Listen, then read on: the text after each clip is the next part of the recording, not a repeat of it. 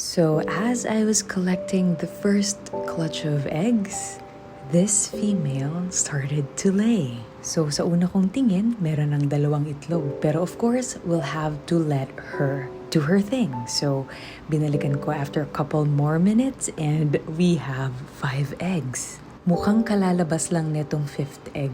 So I'm just gently checking on her from time to time. Tapos nakita ko may bumubukol na ulit marapit sa puwerta niya.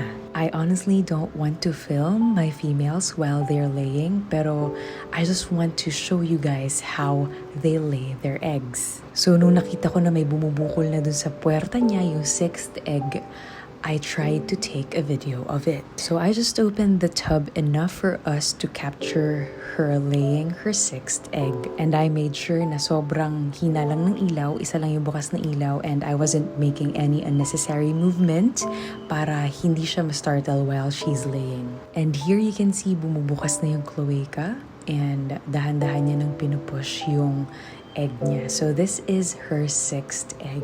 And as you can tell, ball python eggs are soft when they are being laid. So tumitigas sila or nagsusolidify sila kapag ka nahanginan. And if I were to describe the texture of a ball python egg, para siyang balot sa makapal na paper. Hindi siya hard, they're very soft. The reason why ball python eggs are soft is to prevent them from rolling. Kasi as I've mentioned in the earlier video, dapat kung anong orientation nila nung nilay, dapat ganun natin sila i-incubate. Kasi kapag ka naikot yung itlog or na-roll siya, may tendency na malunod yung embryo sa loob. So there you go, this mama laid her 6th egg successfully.